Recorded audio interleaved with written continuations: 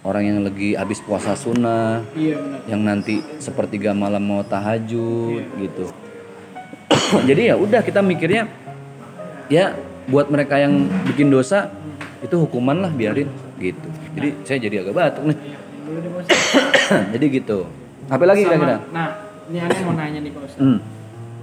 Manusia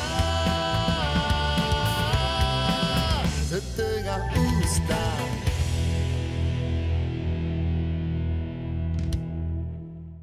Aneh sih kalau saya lihat nih, wah udah terjadi nih. Itu kan dari sisi korban. Korban harus berpikir, wah ini ujian, ini teguran, ini hukuman. Nah, kalau dari aneh mau tahu nih Pak Ustadz, secara agama Islam seperti apa? Itu baik banget sih yang para relawan nih.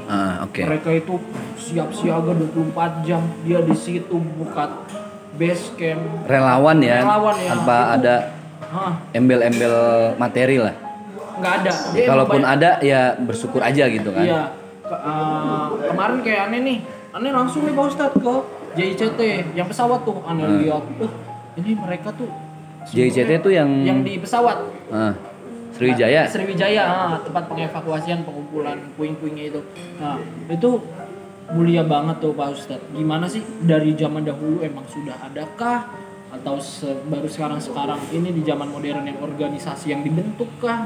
Kalau dulu dan sekarang itu emang udah ada. Yeah. Jadi sebenarnya gini, cara orang bersedekah itu banyak ya.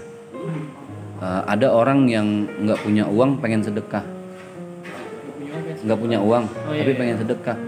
Kalau orang kaya enak banget tuh, dia mau sedekah uangnya banyak, tinggal ngasih aja, uangnya ada kan. Iya benar Pak Ustadz. Bagaimana saya nih Ustadz, gue bingung, duit nggak punya, makanannya susah. Ketika nggak punya uang bisa sedekah tenaga, bantuin orang. Ternyata sedekah nggak. Betul. Karena gini, ada yang namanya infak, ada yang namanya sedekah, ada yang namanya zakat. Nih teman-teman perlu tahu. Kalau zakat itu waktu sama ukurannya udah ditentuin. Zakat. Misalnya zakat fitrah. Iya. Kan harus di akhir bulan Ramadan. Iya. Ukurannya pun udah ada. Itu zakat. Zakat profesi dihitung 2,5%. Ada waktunya, ada hitungannya. Infak, alladzina yunfikuna fis sarra'i wad dharra, itu harus dalam bentuk materi. Sumbangsih, ngasih. Iya. Nggak ada nominalnya. Nggak harus uang, yang penting ngasih dalam bentuk benda. Mau ngasih keramik, masjid lagi ngebangun nih, udah deh gue beliin aja deh marmer. Itu infak. Gue mau beliin kubah masjid, itu infak. Nah, dia sebatas harus berbentuk. Sedekah tidak harus berbentuk. Ini luas banget sedekah. Contoh, Rasulullah SAW beliau bersabda, wa qala Nabi, tabassumuka fi wajhi akhika shadaqah. Senyum aja nih, senyum baik sama orang, lembut, itu sedekah. Jadi sedekah itu luas. Nah, termasuk diantaranya lah dengan bersedekah tenaga, sukarelawan tadi. Sedekah paling ringan tuh kan senyum. Maksud senyum tuh bukan ente pengen sedekah senyum, nggak ada orang. Wah ini sedekah PA namanya. Agak-agak ya. Agak-agak. Wah rada-rada nih. Nggak ada orang senyum pengen. Wah kata Ustaz Jaki sedekah terus. Senyum sendiri. Ya sedekah cuman tuh dekat sama mati yang gitu kan. Ya, itu. Kalau ada orang baru senyum. Maksud senyum itu lembut, lemah lembut sama orang. Terus jadi pendengar yang baik, memberikan solusi. 3S ya Pak Ustaz. Apa tuh? Senyum sapa salam. Asik. Senyum sapa salam. Masuk. Kayak di toko-toko Pak Ustaz. Senyum sapa salam. Selamat datang kakak. Iya, selamat datang di. Jadi itu. Nah, sedekah paling ringan itu gini. Kalau belum bisa nyenengin orang, jangan nyusahin orang. Itu sedekah paling ringan. Itu teman-teman catat. Kita kalau belum bisa nyenengin orang tua, jangan nyusahin orang tua. Kalau belum bisa nyenengin suami, jangan nyusahin suami. Kalau belum bisa nyenengin temen, jangan nyusahin teman. Enggak nyusahin aja udah sedekah. Itu pahalanya dahsyat, apalagi sedekah tenaga, sukarelawan. Wah itu, saya aja jadi sukarelawan ke sana itu subhanallah benar-benar ngerasa bahwa bayangin kalau kita di posisi mereka. Rumah nggak ada, istri nggak tahu kemana meninggal, anak-anak hilang.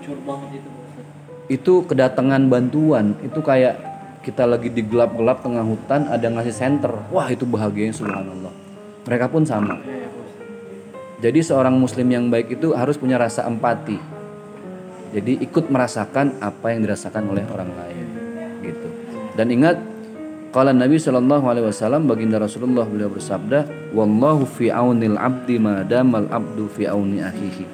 Allah akan terus menolong hambanya dengan catatan selama hambanya juga menolong sesamanya. Jadi jangan takut kalau kita sering menolong sesama, Allah pasti tolong. Cuman kalau minta tolong sama Allah, jangan Allah harus sesuai dengan yang kita mau. Paham nggak? Kita request nih. Ya Allah, pokoknya saya mau mobil saya besok ganti Alphard ya. Ini kan maksa. Iya, Pak Ustadz. Kita kepengennya Alphard. Dikasih cuman Avanza. Iya, Pak Ustadz. Bisa jadi menurut Allah yang terbaik belum Alphard. Takutnya lu sombong. Angkuh nggak kenal saudara. Udah Avanzain lu. Avanza tuh yang terbaik. Porsinya di situ. Porsinya di situ. Nah, jadi sama. Ketika minta tolong sama Allah, nggak perlu terlalu banyak minta, berbuat baik aja sama orang lain, nolongin orang lain, pasti Allah tolong. Sesuai dengan yang terbaik menurut Allah, gitu.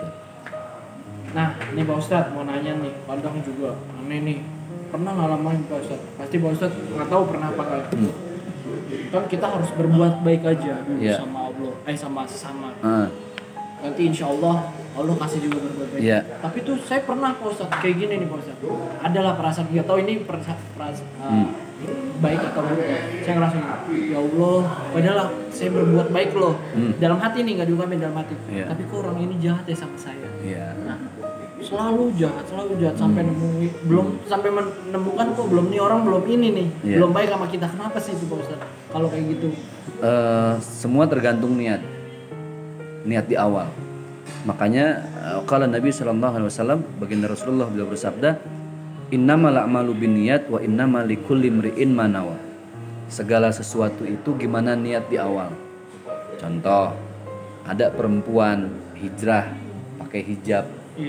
Karena dia mau nikah sama si A. Si A nih agamanya pinter. Kan niat berubahnya karena dia mau nikah. Suatu saat dilepas hijabnya. Terlepas pro dari dan pro kontra ya. Dia lepas hijabnya. Kenapa kok tiba-tiba dia lepas hijabnya? Karena niatnya hanya untuk baik di mata manusia. Jadi niatnya lurusin dulu, harus karena Allah supaya istiqomah. Kalau karena Allah mau ntar nikah sama si A, si B, urusan gua nggak ada sama manusia, urusan gua sama Allah. Nah itu sama. Kita berbuat baik sama orang lain, udahlah niatnya karena Allah aja. Jadi akhlak tuh ada 3. Yang pertama al-akhlakul hasanah. Itu akhlak hasanah. Jadi akhlak hasanah itu adalah abang berbuat baik sama saya. Saya berbuat baik yang sama. Abang ngasih biskuit sekaleng. Saya ngasih biskuit sekaleng. Itu akhlak hasanah. Semua orang bisa, itu pun berat. Betul nggak? Kebaikan dibalas dengan kebaikan yang sama. Itu akhlakul hasanah. Ada akhlakul karimah. Karimah itu lebih mulia dari hasanah. Abang ngasih biskuit 1, gue balikin nih bang 10. Memberikan kebaikan orang lain yang dikasih ke kita, kita balikin lebih. Itu namanya akhlak karimah. Lebih tinggi dari akhlak hasanah. Tapi ngasih 1 biskuit beneran, aneh ngasih 10, tapi isinya gambarnya doang biskuit kalengnya, isinya rengginang misalnya. Nah itu nggak boleh. Harus yang sama gitu loh. Jangan kalengan doang isinya kayak kongguan tuh kan merek ya. Enggak apa-apa lah. Ya pokoknya biskuit itulah. Kita banyak ditipu kan. Dalamnya masih bukan opak ya. Kalau enggak kerupuknya warna-warni itu. Nah itu kembang goyang. Iya, kembang goyang, waduh. Harus, maksudnya kalau kita ngasih lebih itu akhlak karimah gitu. Nah, yang paling dahsyat tuh akhlakul azimah. Ini mesti diingat teman-teman ya. Ada namanya akhlakul hasanah, kebaikan dibalas dengan kebaikan yang sama. Ada akhlakul karimah, kebaikan dibalas dengan kebaikan yang lebih. Akhlakul azimah dahsyat. Kejahatan orang lain kita balas dengan kebaikan. Oh, itu hebat itu. Dibully. Contoh si Ali Jaber. Ingat nggak waktu kasus ditusuk? Jebret. dimaafin kan sama si Ali, nggak dituntut apa-apa. Iya. Oh itu susah, itu berat. Kita Kalau nggak salah malah justru Syekh Ali malah pengen ketemu deh. Nah. Dan mau memaafkan, Nah, pengen tahu betul. juga. Itu susah. Kita kadang gengsi, lebih gede gengsi ya. Ada orang ngebully kita, dicari, dihantem, lu kalau belum gue penjara gue belum puas, Iya. misalnya gitu. Kenapa kita harus membalas kejahatan dengan kebaikan? Bisa jadi kalau kejahatan dia kita balas dengan kejahatan, dia bisa jadi makin jahat. Betul nggak? Betul Pak Ustadz. Wah, gue dibalas. Dendam-dendaman nih. Nggak ada habisnya. Nggak ada Dendam habisnya. kesumat namanya Dendam gitu. kesumat. Ketika orang berbuat jahat, ente berbuat jahat sama aneh berbuat baik, Iya. dibalas dengan kebaikan, akhlakul azimah. Bisa jadi kebaikan saya itulah karena saya ngalah, ada kebaikan, terpanggil hatinya buat berubah. Jadi saya mikir mungkin misalnya Malu ini- lah minimal. Ini orang udah saya jahatin kok malah Iya, balasnya baik betul. gitu ya.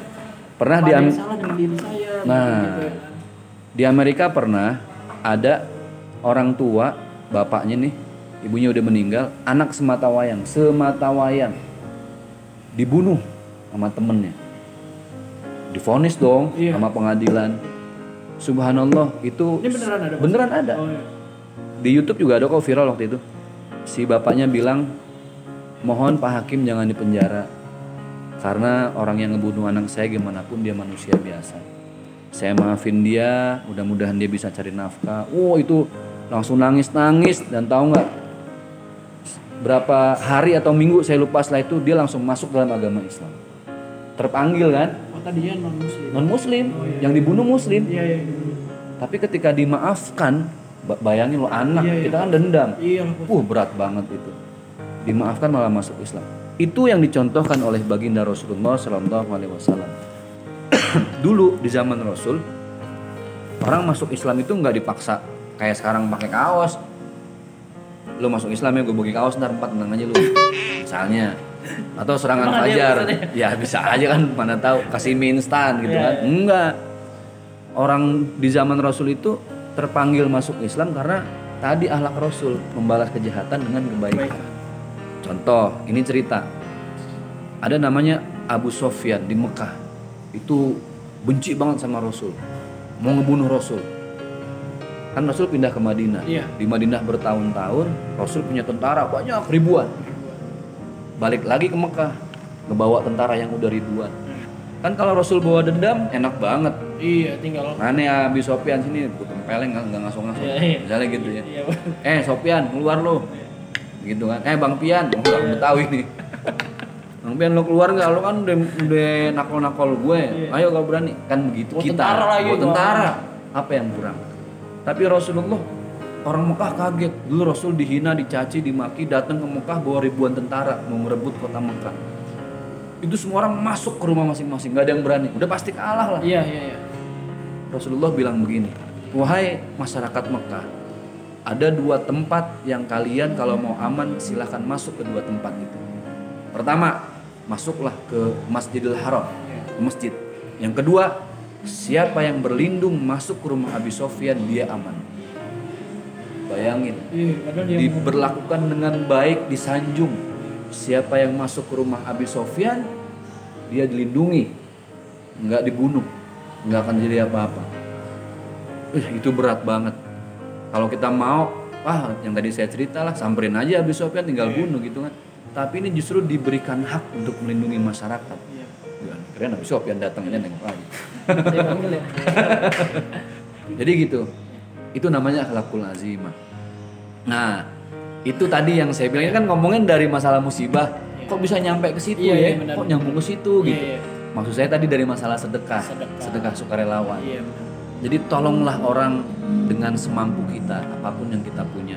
Uang nggak punya, tenaga kita lagi sakit, capek, pikiran, ide, konsep. Kalau kita nggak punya apa-apa buat disedekahin, jangan nyusahin, itu aja udah sedekah. Iya. Nah, mudah-mudahan nih kita doakan para sukarelawan Iya. yang membantu semua musibah dimanapun, kejadian Sriwijaya Air, Sulawesi, Kalimantan dan lain sebagainya, kita doakan mudah-mudahan itu jadi kebaikan mereka Amin. para sukarelawan, jadi amal jariah, jadi tabungan mereka nanti ketika kembali ke Allah Subhanahu wa taala. Amin. Gimana Bang, aman nih? Aman bang. Banyak sesuatu yang baru kan? Justru saya besok-besok nih pengen jadi relawan nih, insya Allah. Relawan acara nikahan bukan? Iya, tetap nge-MC. Nge-MC, ya, Iya, oke. mau nge-MC. MC. MC Bener nih. kondang. MC kondang, Iya. kondangan. Nah, bujuk ya. Gitu. Ya Pak Ustadz, insya Allah. Siap. Oke, Bang Zack and Friend, teman-teman di Zaki Mirza Channel, tadi kita sudah bahas karena ini lagi viral masalah musibah-musibah yang runutannya nggak berhenti-berhenti ya. Iya, Pak Ustadz. Dari mulai kecelakaan pesawat, banjir, tanah longsor, gempa bumi, mudah-mudahan. Jadi satu nasihat buat kita semua, jangan pernah mengatakan ketika satu tempat diberikan tragedi itu kita anggap azab, jangan. Iya. Apakah itu ujian, apakah itu teguran, atau jangan-jangan itu hukuman, kita nggak berhak menilai, karena yang paling berhak menilai adalah bukan orang lain tapi diri masing-masing. Hasibu anfusakum qabla an tuhasabu. Hisaplah, evaluasilah, introspeksi dirilah kita masing-masing sebelum nanti di padang mahsyar kita dievaluasi sama Allah Subhanahu. Oke? Alhamdulillah Pak Ustadz. Mudah-mudahan bermanfaat. Ketemu lagi di tema-tema viral lainnya. Kita nggak akan pernah ketinggalan sohib-sohib santuy.